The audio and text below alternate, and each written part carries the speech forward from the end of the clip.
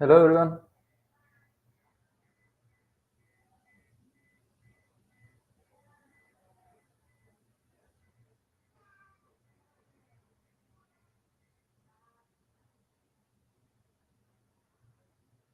So let I can see few people still joining. Let's wait for 1 or 2 minutes and then we'll start.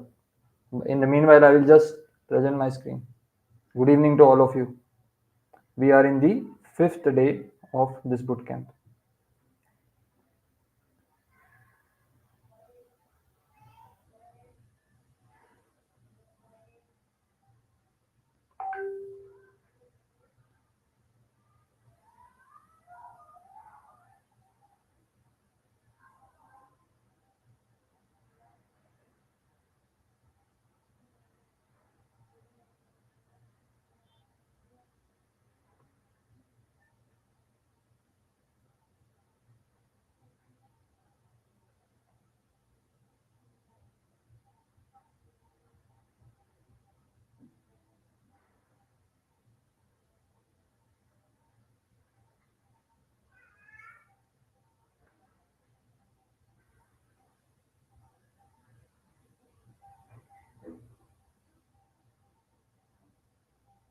Okay.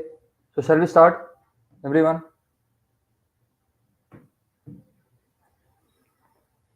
Okay, it's almost 6:05, so we will start. We cannot wait more than this. So our today's topic of discussion is what exception handling and file handling. So if we want to write anything into the file, or if you want to delete something into the file, or if you want to read something, so how can we do it using Python? All right. So let's see what we can do with files. So basically, there are four operations. You will open the file, you write, you read, and you close the file. Right? Any file you do the same. Now the thing is that opening a file here in Python, you will have to use something called as a open function. Okay, this function returns a file object and takes two arguments. By now you know what is argument. Okay, so one is a file name and another is mode. So what all modes are available? These all modes are available.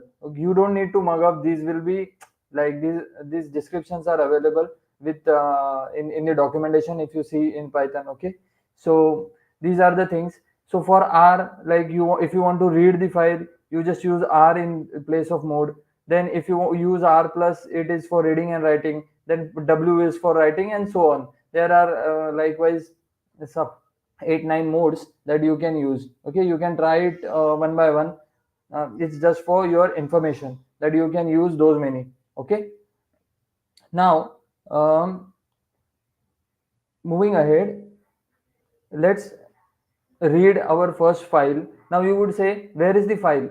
I have mentioned india.txt. So I will have to create one and upload it in what? Google Colab, because this is Google Colab environment. Okay. And I am trying to do something into Colab. I'm trying to read it from Colab. Now Colab will not find out where is the file in my machine. So I will have to first upload a file to the Colab and then try to read it. Okay.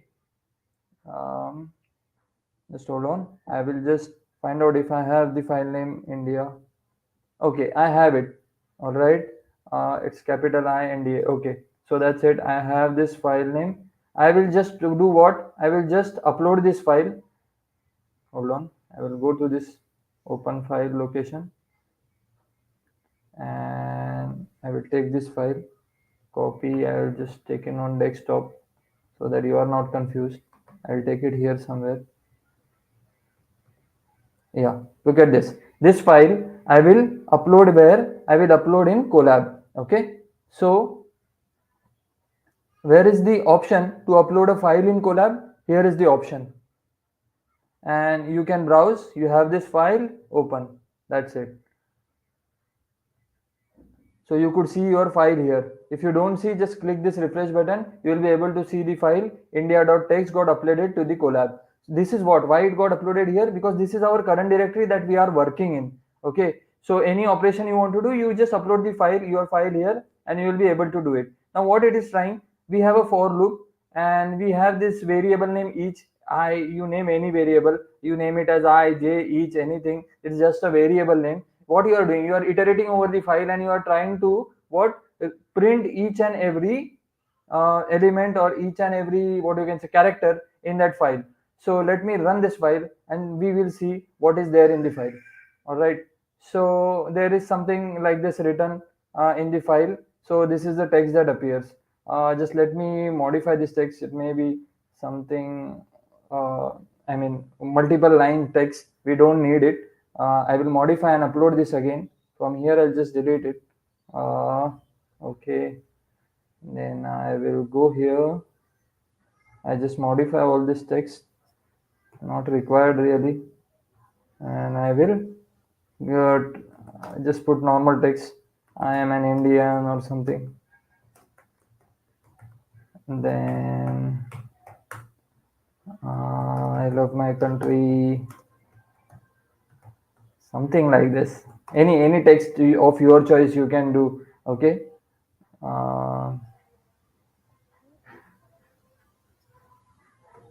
India is cultural, something, some lines. Okay, some lines of text here, and I'll just save this.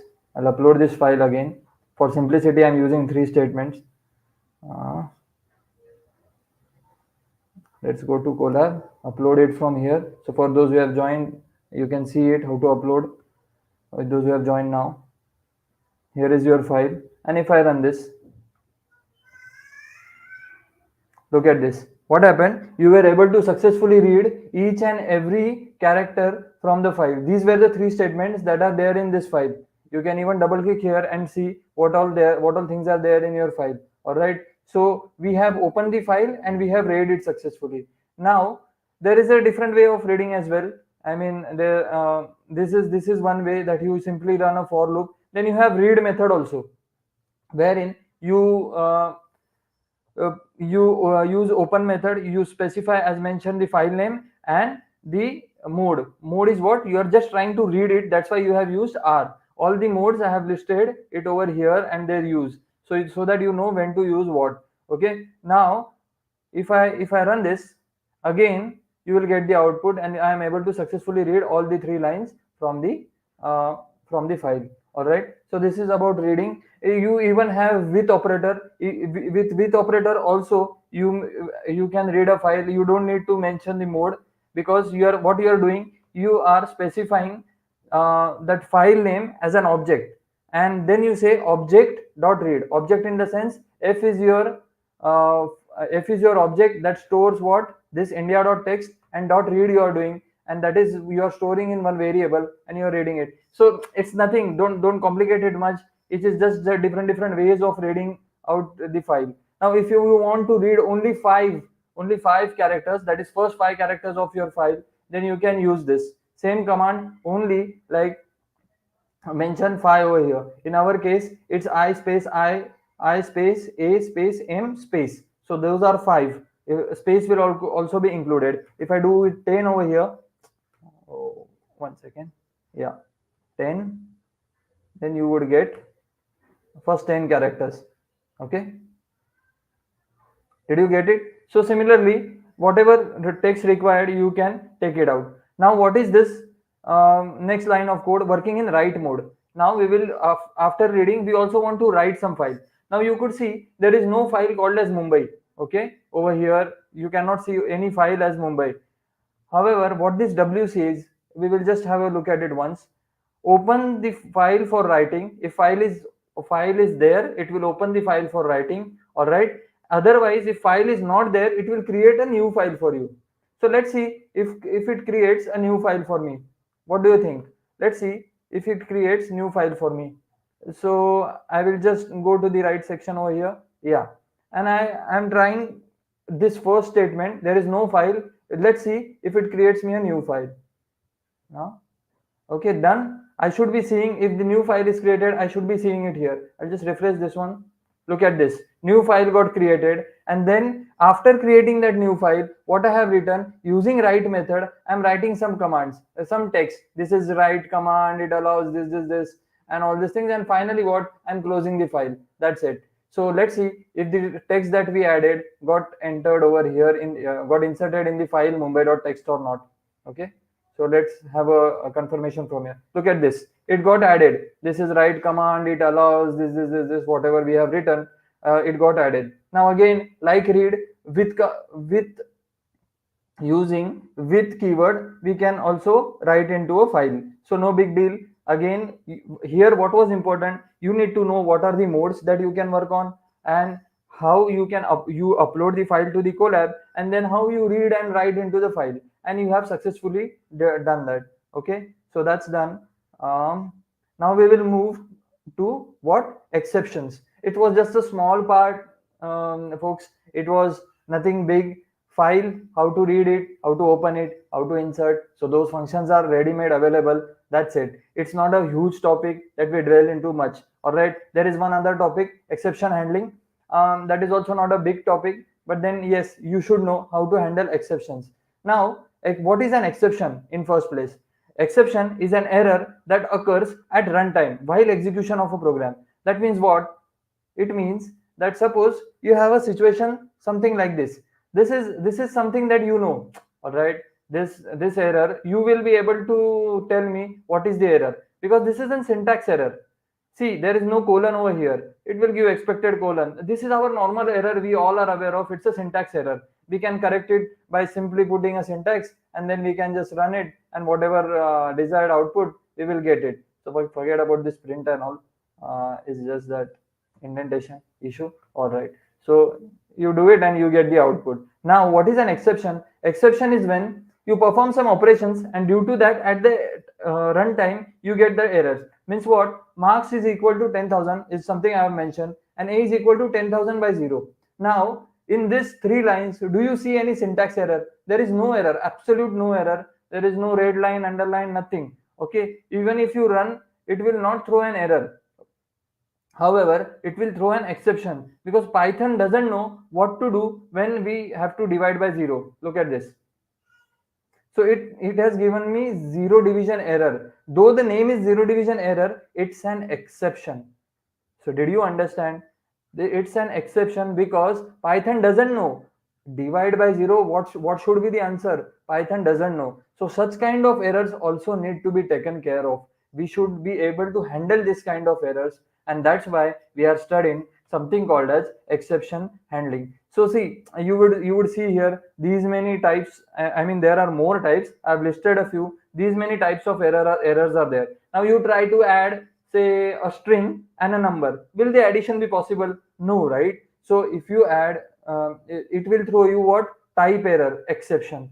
Though the name of an exception is type error, then name error, index error. However, all of these are exceptions. So I don't know why they mention that word error in exceptions, but that's up to Python, who develop Python, like Git or awesome. So it's fine. We understand this name error, key error, value error. These are all what? Exceptions. It's no problem with the code as in syntax. Okay. However, the problem is at the time of execution, it doesn't have any idea.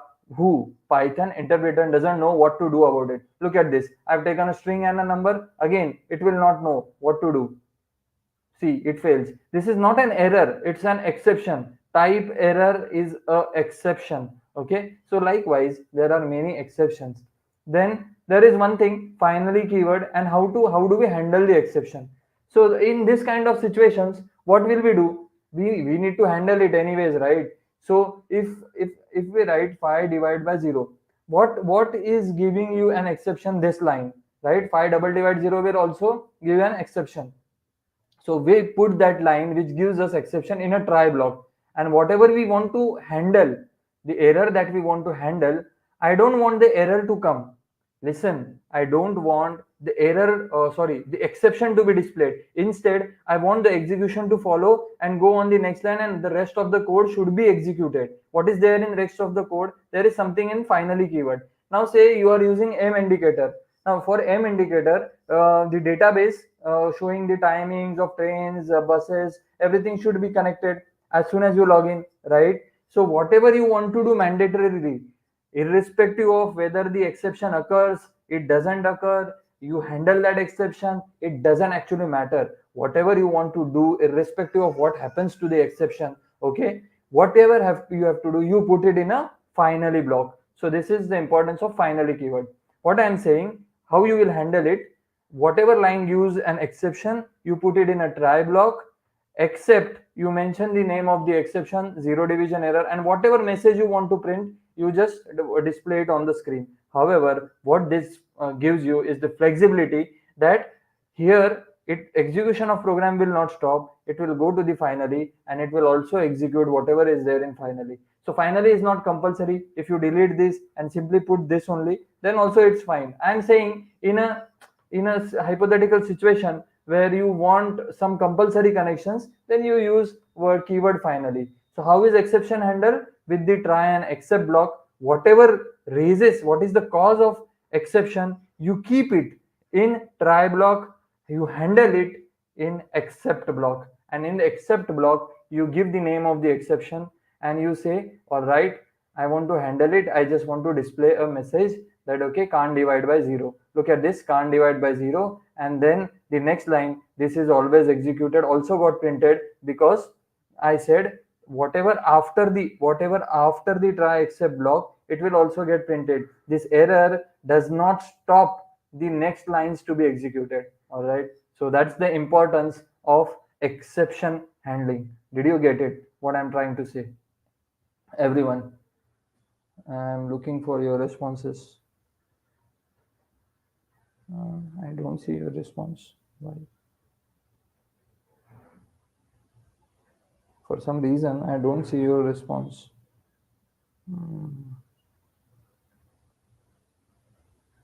Let me just check it again.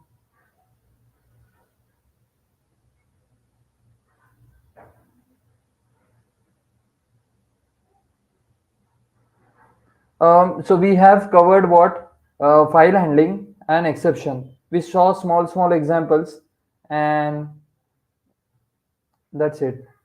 So I ask you everyone that did you understand why do you need file handling and exception handling? File handling to write something into the file, to delete, or say to create a new file, to modify a new file. There is different mode. There is also append mode. So you guys check through this. I don't know if I'm allowed to share. I'll just check if I'm allowed to share these documents with you. I definitely will. In the previous sessions, if the documents are still there with me, I will share those as well. Just let me check with the team. Then Mohan says try and accept block. Mohan, try and accept block is what we have done. So what I'm saying, whatever raises an exception, division by 0, addition of strings, whatever is raising an exception, okay, you put it in where? You put it in try block. And whatever you want to respond, you want to react, or you want to handle that exception, you put it where? You put it in a except block. All right, you know that this is a division of error, zero division error that will happen. It doesn't know what to do. Then you just take that exception and you customize it. Whatever message you want to write here, exception handled, zero division exception, whatever, you just type it there. That's it. And some things that you will have to make it compulsory, that you put it in a finally. This is totally different topic, that a finally keyword is used whatever you, if particular application wants database connectivity to be as a compulsion, you put it, something that you want as a compulsion, you put it in finally. All right.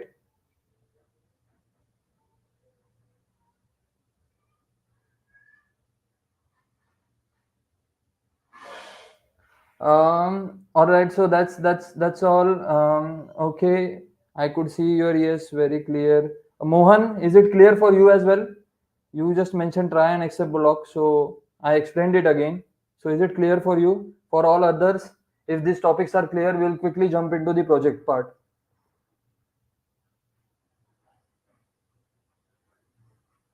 Just say yes so that I can move ahead. At least one yes I need, because I'm not. Yes, all right, Mohan. We will move ahead. I hope for all others as well, this is clear. It's very simple thing. Not much to dwell into it, because see, whatever we are learning, we are not learning anything theoretical. All right, whatever we are doing, we are trying to see with practical approach, and that's why what bootcamp is for. All right. So we would not be stressing more on theory and going in deeper details. However, we will see the purpose and how it is used. Okay. And wherever I feel that we should go more deeper, I will try to improvise and I will try to convey it to you. So if everyone is okay, shall we move to project? A quick yes. Mohan has already given some one another yes for me, please.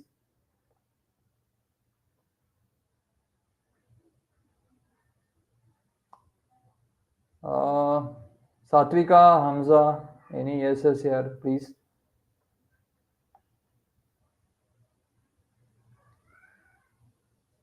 Okay, Praveen, thanks for that.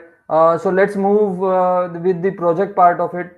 Now we will be doing a small project. You can imagine whatever we have learned in this 4 sessions in past 4 days. All right, we will try to do it in you can say one file or in one project. It's not a project where you have multiple folders or something, because that much knowledge we have not gained at this point of time that you create a huge project and you don't understand anything. Whatever we have understood, we'll try to put it. So what's the problem statement? You want to create a to-do list manager, your personal to-do list manager. All right, so wherein you can write something, I mean, you can add some task in your to-do list, you can remove some task, and then you can save some task, then you can view some task. All these activities you can do, and that is what is mentioned over here. All right, so what you will do, you will how you will approach this problem. I think Emmanuel or Hamza, I don't remember, you were asking for nested if, so we have covered nested if with this project example. All right, so carefully have a look at it. Now what is required, we need something to save a task, we need something to load a task. Loading means nothing but we are reading it. All right, we just now used r, and we read whatever is in the file. Do you agree? So this R is for that, for reading. Then what we are saying, if we are not able to find any file, okay, if you don't find any file, then just use this. Split lines is what? Splits into list of lines. So entire content will be split into list of lines. So this is yet another function. Need not worry about it much. What this task is doing, what this function is doing, we have written one function. This defines load task. Load task means reading task from file. All right, and you read it and return it how? Return it by reading it and splitting it. Means if there are multiple lines, you'll split those lines and you will treat it as one task. Okay, and if that file is not found itself, then you will return what? A blank value. Did you get? You will not get any error, and this is how here exception will be handled. If at any point of time someone gives wrong file name or something, then it will return as a blank value. Did you get it? Then now to save a task. Saving means what? You add some task in your, we will see the execution, don't worry. Now what we are moving, we are trying to add. After adding some task into your to-do list, so you will have to save it, right? So I have just named that save task as a function, then I'm taking task as a parameter, and what I'm doing, I'm iterating over a particular task, and I'm writing it how? Separated by backslash n. This backslash n, one task I write, after that I use backslash n, so that I go to the next line. After that it will again write one task, again use backslash n, go to the next line. This backslash n is to go to the next line and write your task. Two functions. Did you get it? This is just two functions that we have written. So first is for reading, second is for writing. That's it. Okay, now let's go into the third function. Firstly, did you understand the purpose of these two functions? A quick yes from all of you.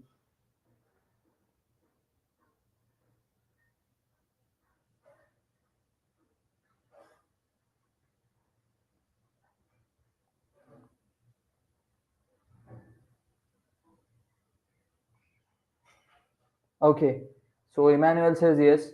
So if you understood the purpose of these two, one is for writing, one is for reading. All right. Now let's move on to our main program. Now notice here, we studied while loop, right? We studied while loop, and I have just mentioned while as true. Now you would say, sir, where is the condition?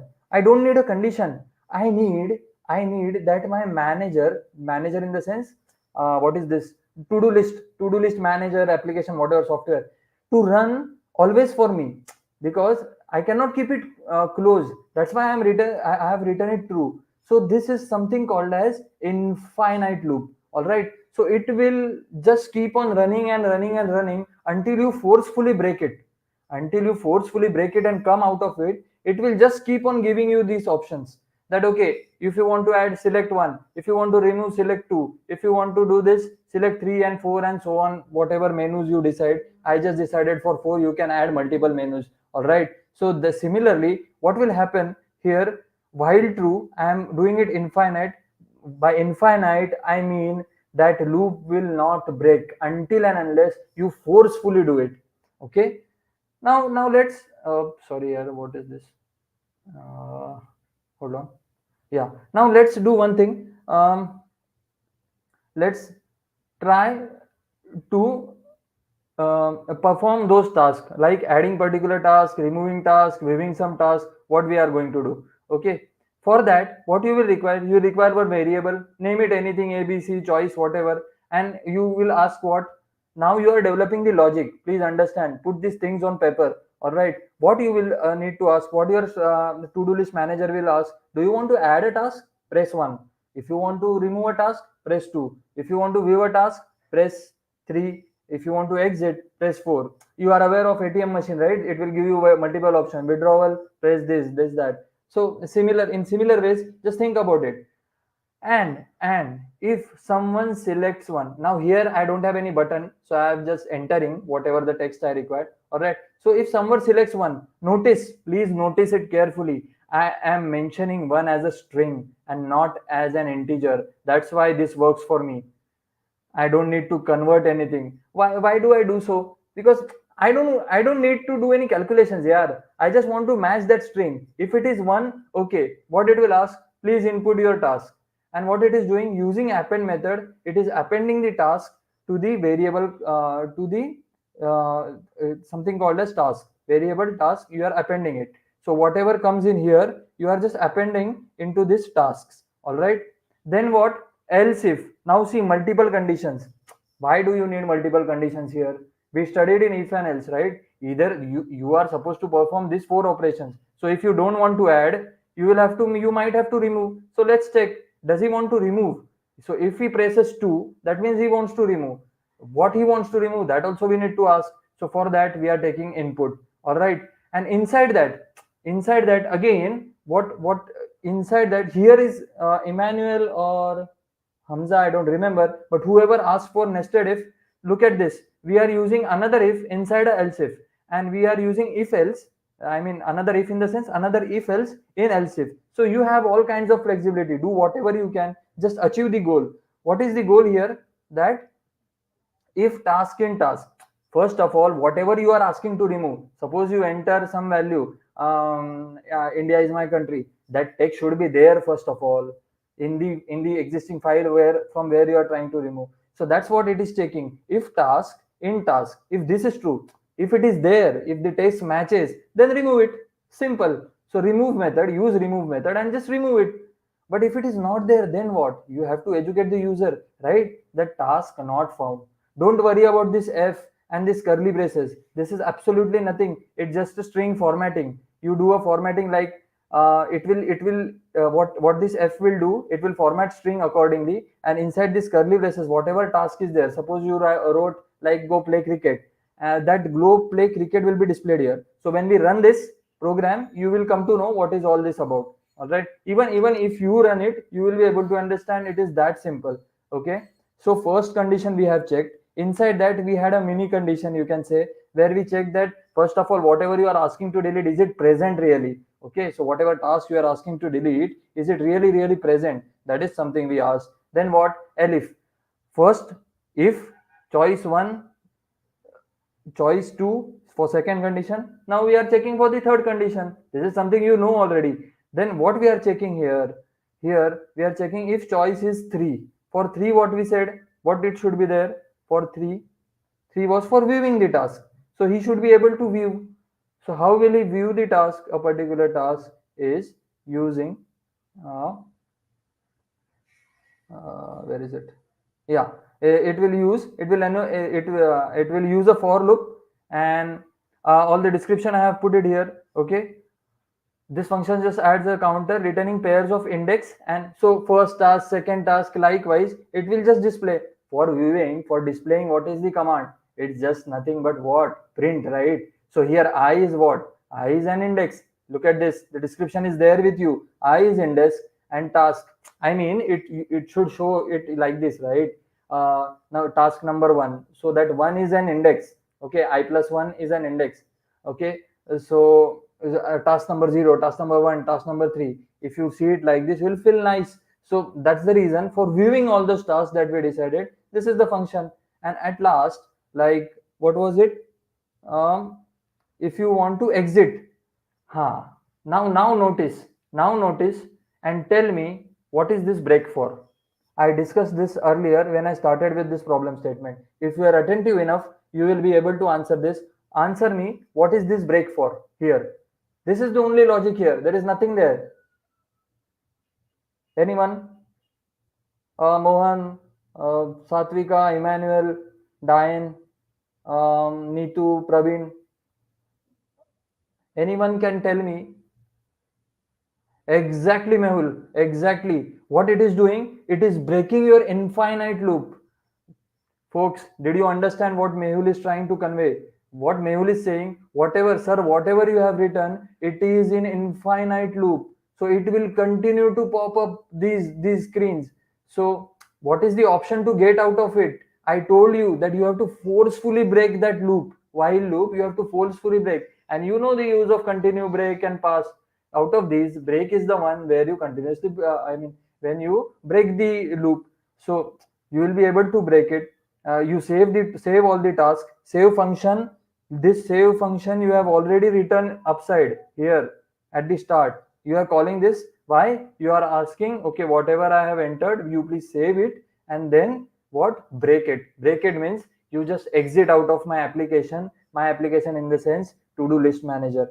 And I also have a last else, that invalid option. Okay, so the some mischievous user will come and he will not enter this 1 2 3 4, he will enter some number, random number 5. You need to educate him that it's an invalid option. And what is this main? This is for calling your entire program. Your whatever function that we wrote is main. Look at this, def main. So until and unless you write or you call that function, you remember the function lecture, right? Until and unless function is called, it's passive, nothing happens.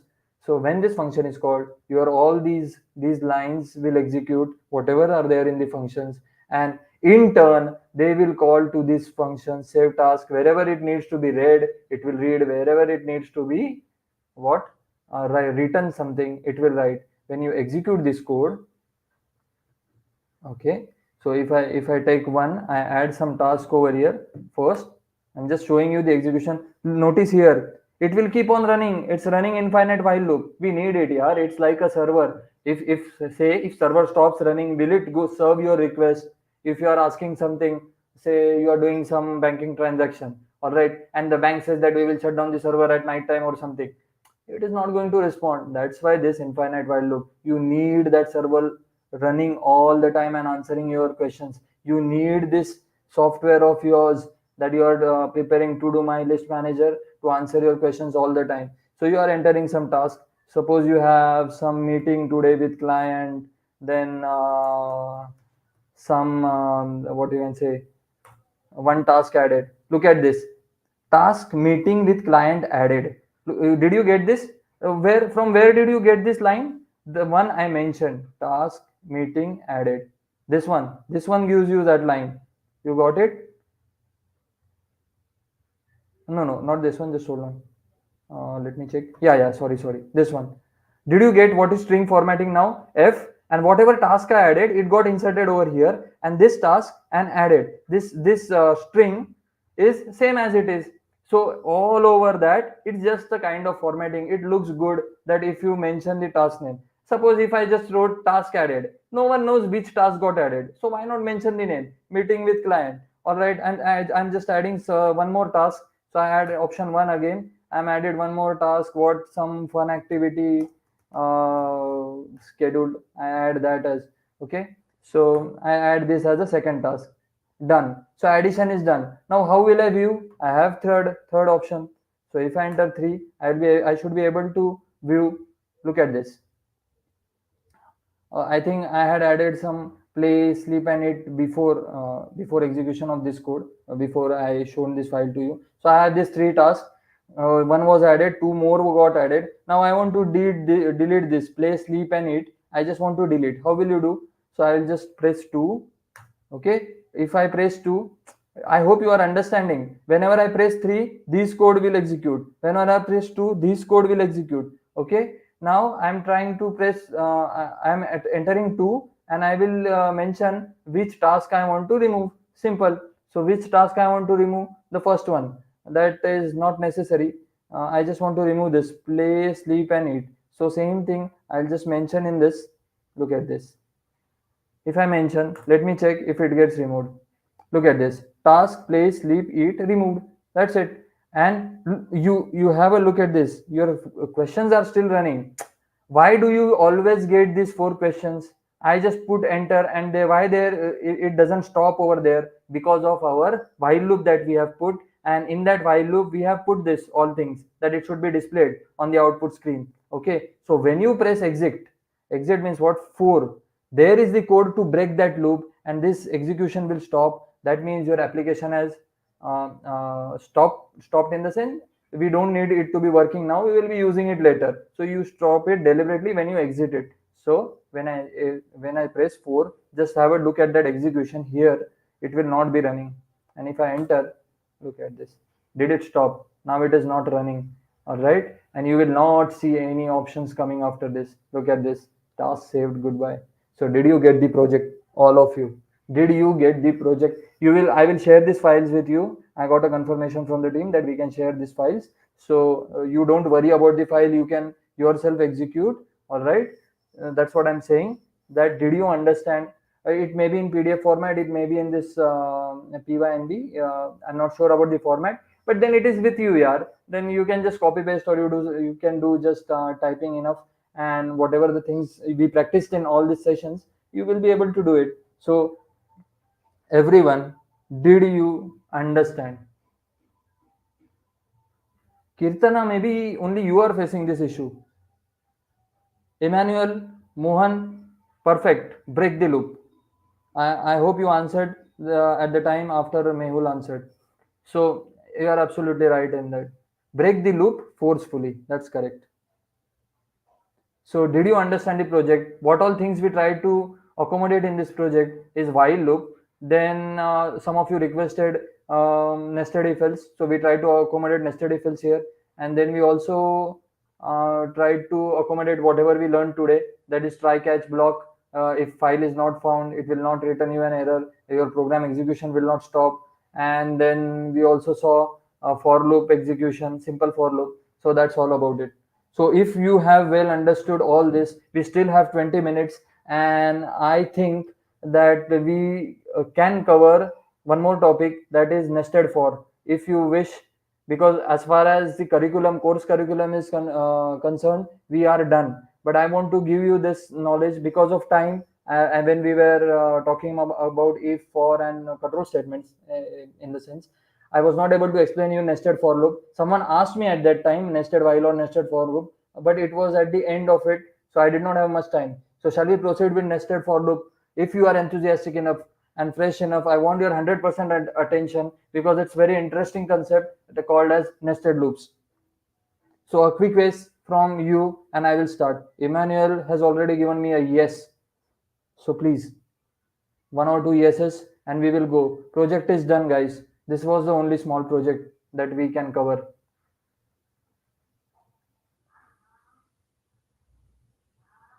All right. So let's utilize this 20 minutes, and I want your 100% attention. If you are feeling some sleepy or something, just sprinkle some water. We are going to learn a very important concept, and you will also enjoy this concept thoroughly if you understand. If you don't understand, it is no way that you are going to enjoy. You will be always confused. All right, so let's jump in to the nested for.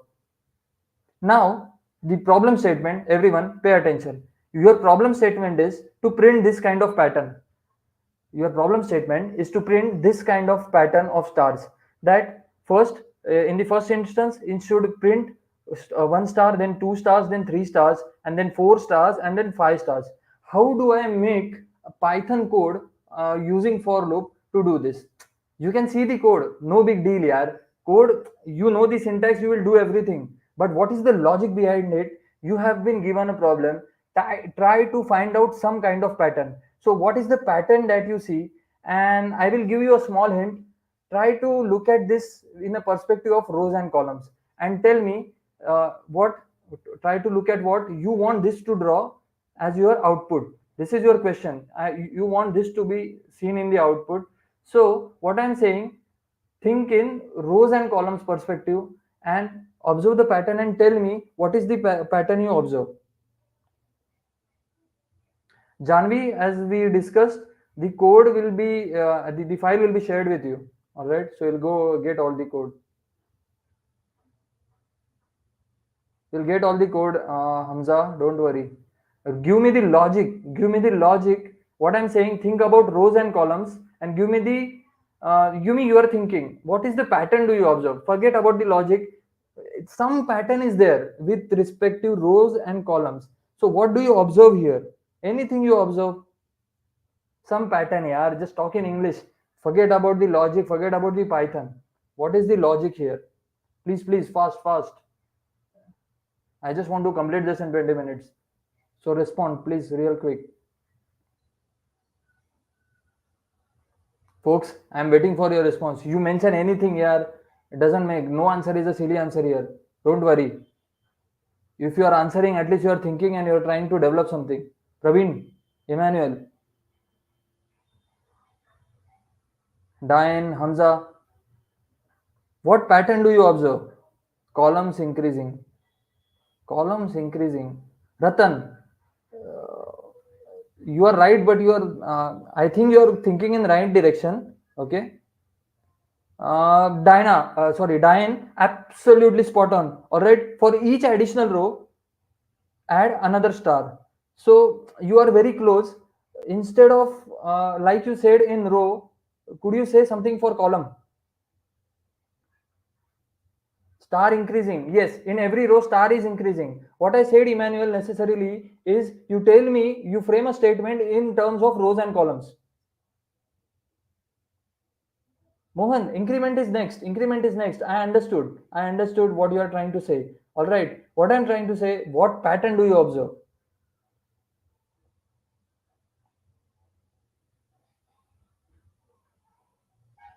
What pattern do you observe? Okay, so with the all the answers, I think Diane was very close to our answer. So let's solve this problem. Hamza, Fibonacci number using recursion. Actually, if time permits, we will solve it.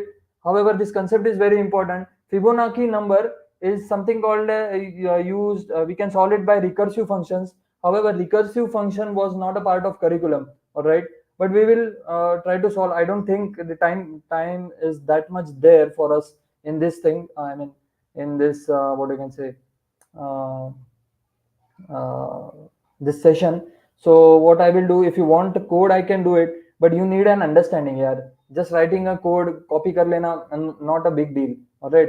Addition of star in each column. Yes, Ratan, absolutely spot on, and that is what I was expecting from Diane. Okay, Mohan, you have observed the pattern differently. That is also great. But again and again, and I was telling you that please look at it from the rows and columns. Now let's jump in how to solve this one. Okay, we have wasted nice. We have given nice 5 to 6 minutes to think about it. Look at this. Look at this now. Same problem. Okay, exact same problem. Are you able to view my screen? Yeah. So what I am doing, I will say I as my rows. Now, did you see in first row there is one star? In second row there are two stars. In third row there are three. In fourth row there is four stars. In fifth row there are five stars printed. All right. And if you notice the columns, I represent columns by J. Okay. So if you notice the columns, it is in first column there are five stars. In second, four, then three, then two, then one. So only Ratan was the one who really reached to the pattern that I was looking for. And Diane, yes, maybe 5% she was not able to put it or what, I don't know. But yes, she was, Diane was also able to guess it right. All right. So now build on that logic. What I'm trying to do essentially is when I say that first row, how many stars I want? 1, right? So I will write a loop accordingly. Do you agree that I will have to print star in every row? So how many rows do I need? In this case, 5, right? So let's have a look at our code, what we have written. Okay, let's go over here. Look at this. Rows 5. All right, I took rows as 5. We need 5 rows for this output, for this particular output. Okay, and now what? For I in range 1 to rows plus 1. Why did I write rows plus 1? Because I started it at 1, right? And I said last one, that is, if I want 5 rows, I should have to mention 6. Otherwise, if I mention 5, it will return me only 4 rows. Range is a function which excludes the last one. That's why 5 plus 1 is what? 6. So I just mention here rows plus 1. Did you get up till this point? This outside loop, for loop, is for what? To iterate over rows one by one. Did you get it now? What I said?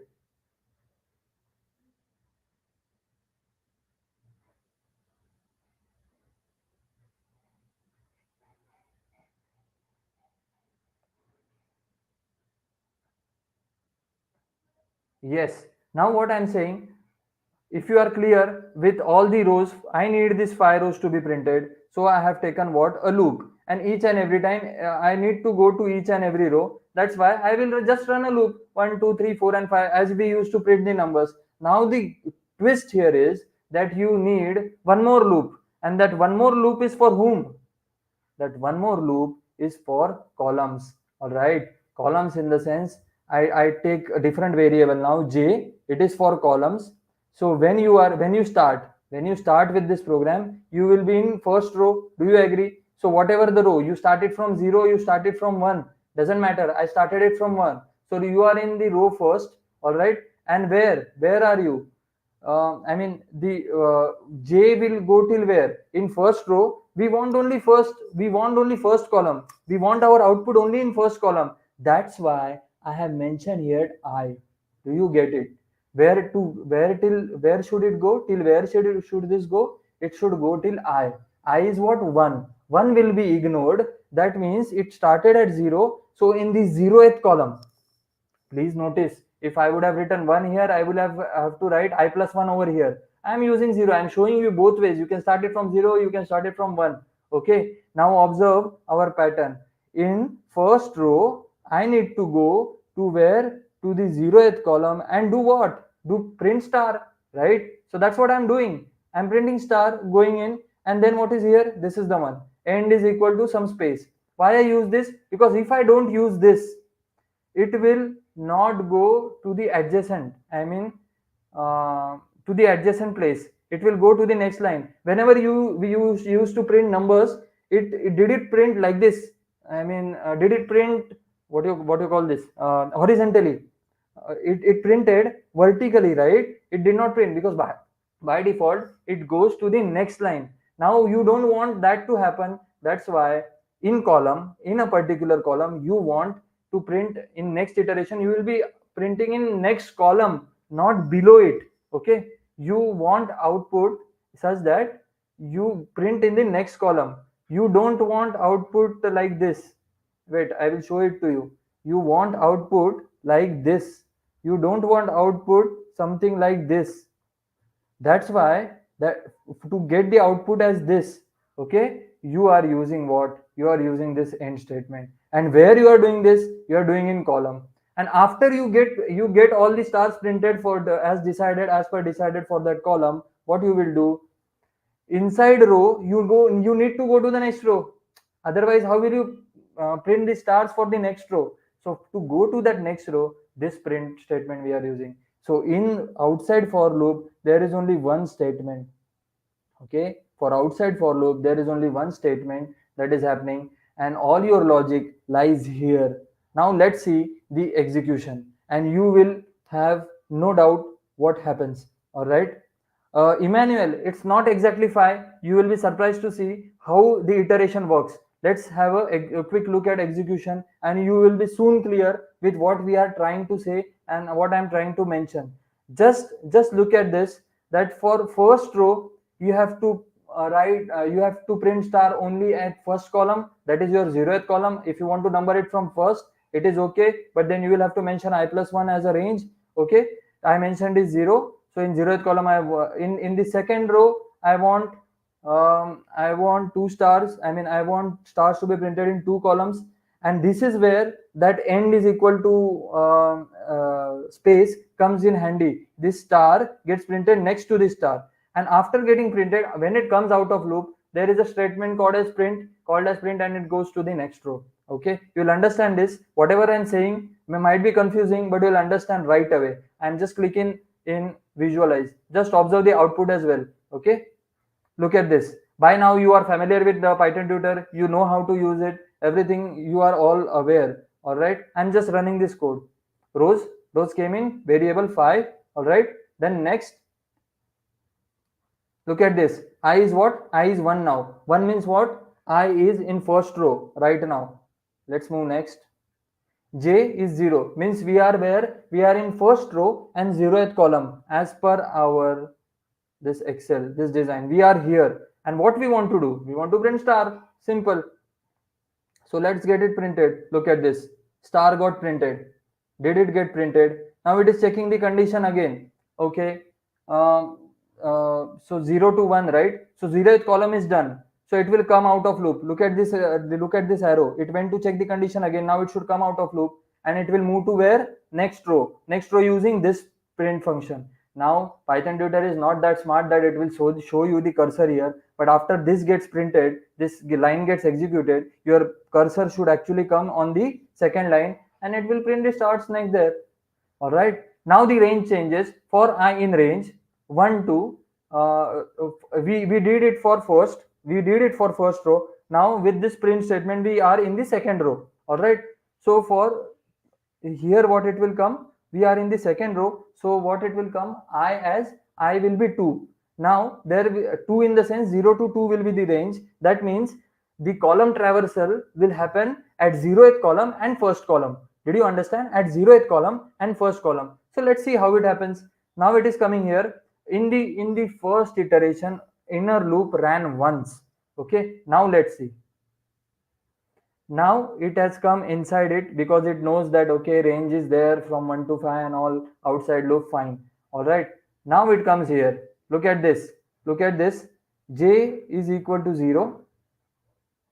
In 0th column you have to print, even if in second row at 0th column you have to print, right? But look at I has changed to 2. So you are printing in second row 0th column, you are printing a star.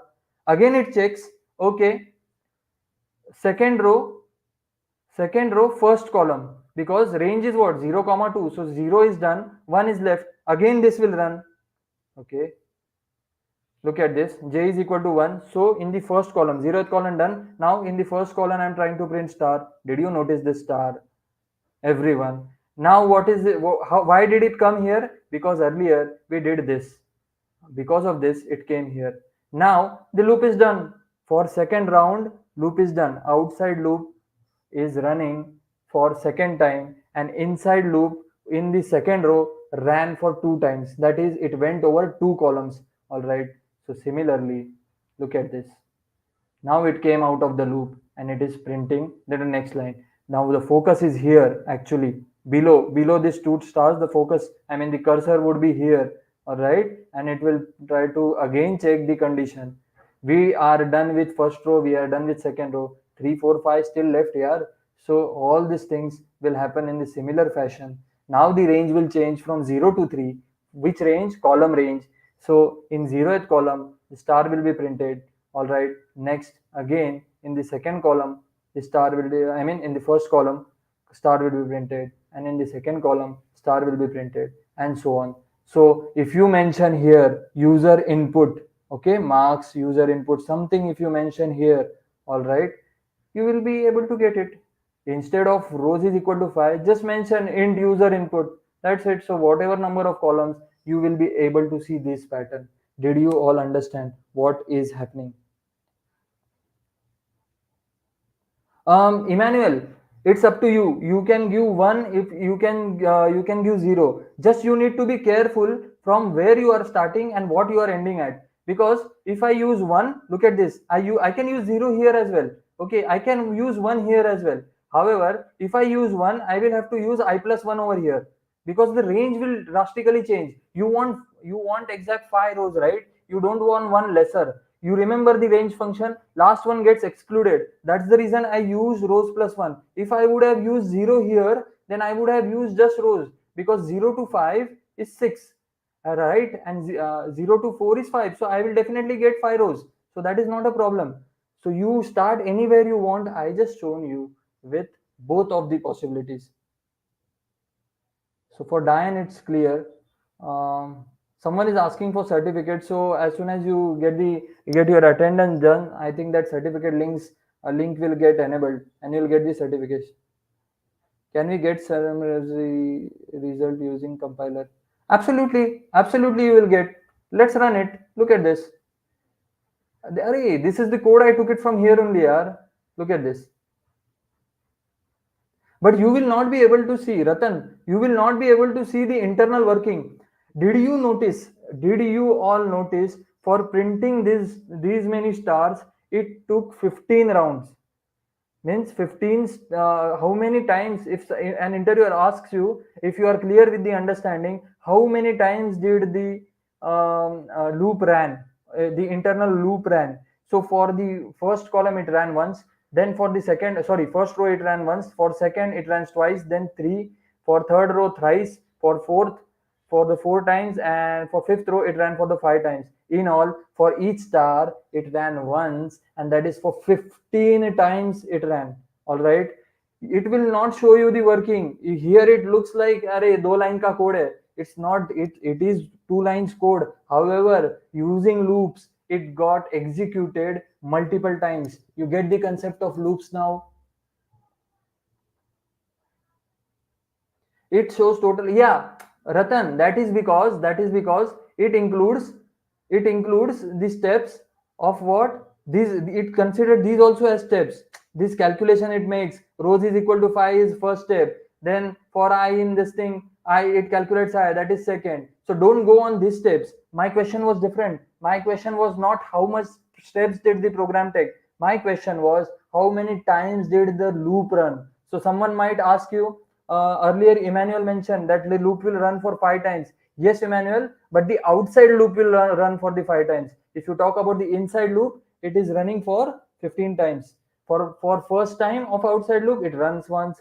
For second time, it runs twice, then thrice, and so on. So this is nothing but called as nested loop, which we missed out. So this was a detailed description of what we are thinking about the what nested loops, and which was very much required for you to share, I mean for me to share with you. And that's what I have done, because today we had some time, some buffer time. It was not that easy the other day when we were ending. Do you think I would have been able to explain in this detail? Because first thing, take a pen and paper, write the design pattern in terms of INJ. If it is a complex one, try to break that design pattern in different things. See, you will get to practice different sites.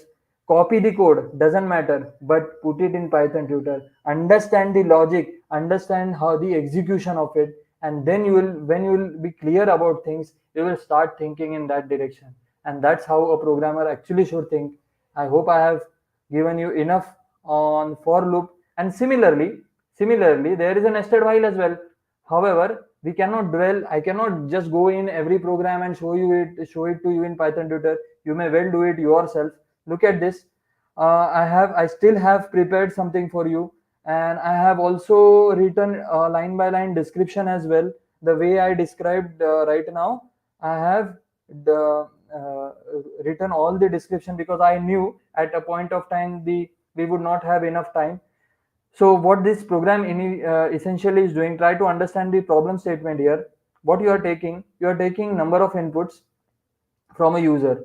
Say you are taking 2, so you are asking for the count of number. For you will print, we will be printing multiplication table. What we are trying to print, multiplication table for each number. So if you mention I want multiplication table for 2 numbers, so user will enter what? User will enter 2. All right, I'll just run this code. You study it later, this will be given to you. uh, okay, so this is what 2. All right, I want multiplication table of 2 numbers, then I enter 5. I'll get the multiplication table of 5. Then I enter what? 10. I'll get the multiplication table of 10. And this is how it works. Decoration, you enter your number and all these things, you do it, you change it accordingly. I just want to show one thing, guys. I just want to show one thing to you. This is your inside loop, inside while loop, which actually does what? Actually prints your table, multiplication table. Remember, I mentioned when we printed the numbers, I told you, can you not produce a multiplication table? Of course you can. Instead of just printing j, just multiply it by n. Whatever n is given, just multiply it. Because 1, 2, 3 are there. You just need that which table, 5 into 1, 5 into 1, 6 into 1, what you want. It will just continue in that loop. And then this is for table. And this outside loop is to keep a track on how many numbers is user entering. If he has entered 2, he will try to, if he tries to enter the third one, it should not allow. And that is where this outside while loop will break. So this is for what? This is to iterate over the count of number. So this is very much perfectly documented. You can always study. You can put it in the Python tutor and study it. All right. So as you could see, our team is saying that we will share a GitHub link or some link where you will be able to access all these notebooks. I will share it with them today or tomorrow. You will get it.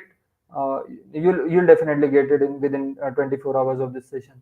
So I hope you had some good time in this 5-day session, and you were able to grasp a few things. You are definitely one notch higher in your Python knowledge that you were before attending this boot camp.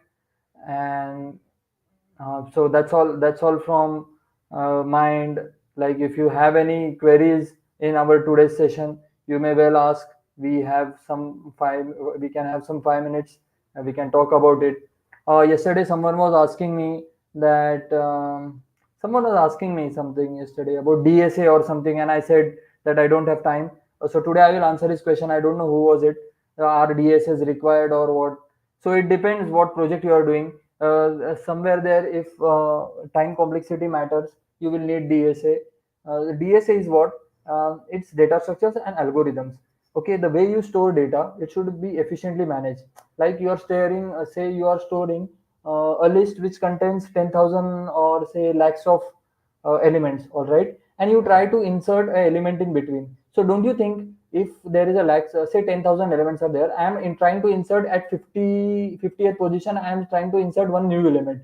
So don't you think you will be adjusting rest 9,950 elements, their positions? So that will essentially need more time, right? So in that case, you will need something called as data structure algorithms.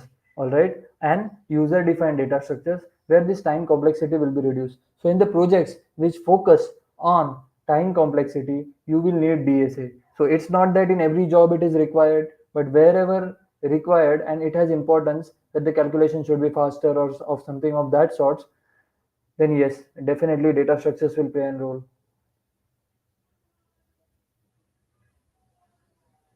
So whatever we have learned, I will have a quick recap in short, in 5 minutes. That we started with basic Python. All right, we saw what are variables, we saw what are data types. Data types, yesterday I told you that if anyone asks you what are data types, definition you already know. Whatever kind of data or whatever you mention, but basic data types are those 5 that we discussed. Then we called something as container data types or data structures, that are the yesterday that we discussed, that is lists, then what, tuple, dictionary and sets. And there is one other data type called as user defined data types, and in that there is something called as class. So that class is not covered here, it is not a part of curriculum of beginners course. So that's all. Then after that, we knew what is variable. We took user input. We studied the concept of what dynamic typing. We saw typecasting like this, int input and all these things. Then what we saw, then we moved on to the next day with control flow statements. We saw if else, if else. We saw break pass continue. We saw for loops. We saw while loops. We deep dived into while loops. We absolutely ripped apart the while loop. Even today we ripped apart for loop, nested for loop. All right. And then on the third day, I think we studied what, I'm not able to recollect really, but we studied the next concept. Then yesterday we studied data structures, and today what we have studied is file handling exceptions. We saw a project where we developed a very simple project, our to-do list manager, where you can add tasks, where you can delete tasks, then where you can view tasks, and how the infinite while loop works, and how you can exit out of it using our knowledge of break pass continue. And then to make it even more, this was not a compulsion topic of nested for and nested loop, but then something looks incomplete if you don't study nested things, because in data structures we studied all the nested things. So here was the nested explanation for loops, which was very interesting. And you also responded. And what I liked about your batch, you interacted a lot. You throw in some questions, and you were interactive enough. It doesn't matter if it is going wrong or right. You should interact, you should think, and then only you will be able to solve programs. Practice will only help. Programming is all about practice, like maths. It doesn't help only understanding concepts and forgetting them later. And I will say n number of things here. You will hear my lecture n number of times, but if you don't practice, it is of no help. All right. So that's all I have for you. So if you have any questions, please shoot.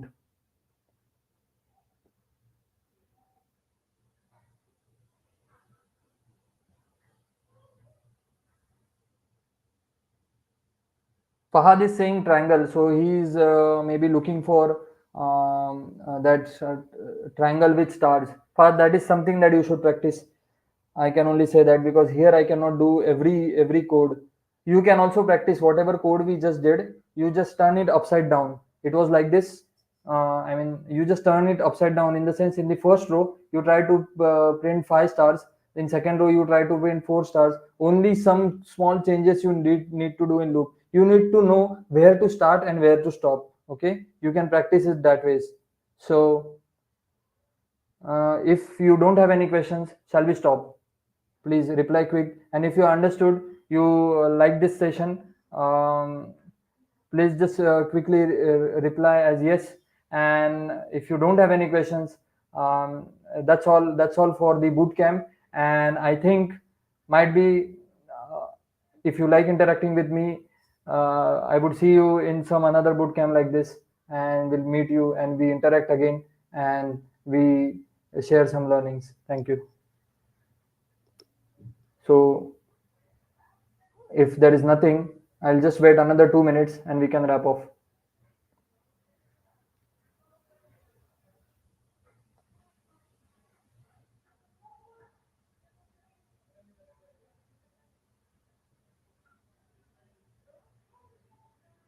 Ratan, you asked something, if we can leave first two places blank and then a star, move on the next row. It's about all up to you to try, Ratan. I am out of time. That's the only thing. Otherwise, I would have definitely responded to your question. You think about it. Is it really that way, or you need to what I would say? You need to break down that problem into small parts. Just think about it.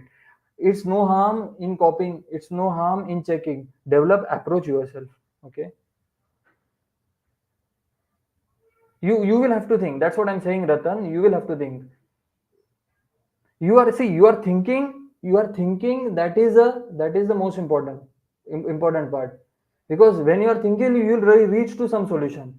See, it doesn't mean I did it this way, you will have to also do it that way. There is not one solution. You think differently, Hamza thinks differently, Diane will think differently. there will be difference in your code execution. There will be difference in the way you write code. Someone will write multiple if statements, someone will write if else. So nothing is wrong. It's all about how you think. Okay. Thanks, Dan. That means a lot for us. All right then. See you sometime.